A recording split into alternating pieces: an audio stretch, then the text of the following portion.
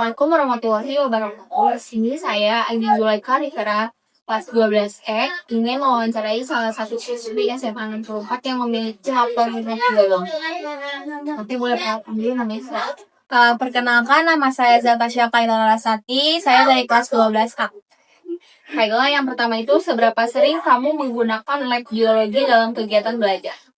Saya di kelas 12 ini baru memakai 2 kali lab biologi, dan di kelas 11 saya memakai sekitar kurang lebih 3 kali pemakaian di lab biologi. Menurut kamu, apakah kegiatan biologi di lab membantu pemahaman materi? Bisa diceritain contohnya? Sangat membantu karena kita kan kelas 12 ini nanti bakal ada UPRA kan, jadi tuh kayak dilatih memakai lab itu supaya kita diberi kemudahan saat kita nanti nanti. Bagaimana menurutmu kondisi peralatan lab biologi di sekolah ini? Apakah memadai dan berfungsi dengan baik? Sebenarnya menurut saya itu kurang, karena yang pertama beberapa alat itu kan disimpan di rak lemarinya kan, terus kayak menurut saya itu banyak yang kotor, karena seharusnya kalau misalkan di lab itu seharusnya semuanya steril, jangan ada yang kotor, ada yang kotor, ada yang itu enggak banget kalau di lab. Terus juga untuk jas labnya itu menurut saya rata-rata bau ya. Apakah jumlah alat dan bahan praktikum cukup untuk digunakan seluruh siswa dalam satu kelas? Sebenarnya tuh cukup, cuman karena dibatasin dalam hal penggunaan, jadi menurut saya tuh kurang untuk dalam berkelompok di kelasnya, karena kan pasti kan di setiap kelompok itu kan pada ingin coba kan. Mungkin beberapa orang ada yang nggak sabaran karena dia tuh pengen langsung nyoba, tapi karena nggak kebagian alat jadi tuh harus nunggu. Menurut saya tuh harus dilebihin aja si alatnya saat nanti praktikum. Bagaimana pengalaman kamu dengan ketersediaan bahan praktikum, misalnya kayak preparat, bahan kimia, atau spesial? Menurut saya sih ketersediaan bahannya kayak cukup memenuhi apa yang saya butuhkan, karena saya juga prakteknya tuh nggak terlalu banyak. Apakah kamu merasa aman ketika melakukan praktik di lab biologi?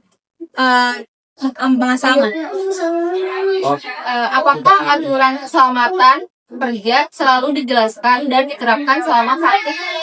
Sebenarnya kurang dijelaskan ulang ya sama gurunya, karena kita tuh biasanya tuh pas masuk lab itu tuh langsung duduk masing-masing sama langsung mulai kegiatan, gak ada penjelasannya dulu untuk selama pengerjanya.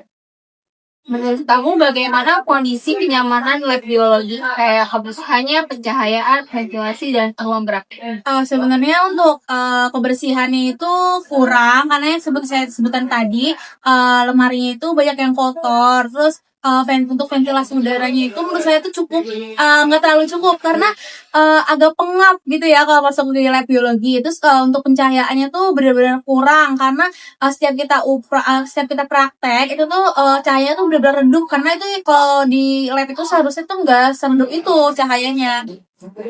Apa kendala yang kamu alami selama lab biologi?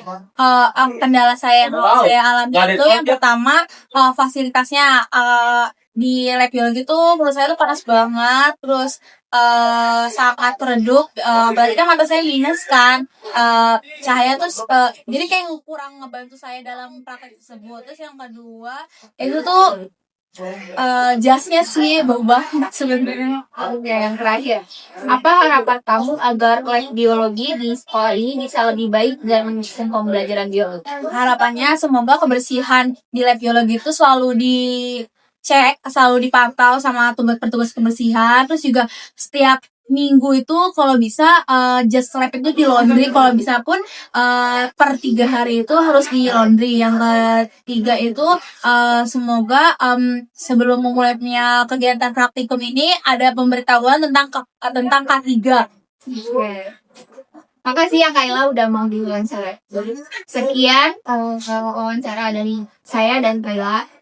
Wassalamualaikum warahmatullahi wabarakatuh.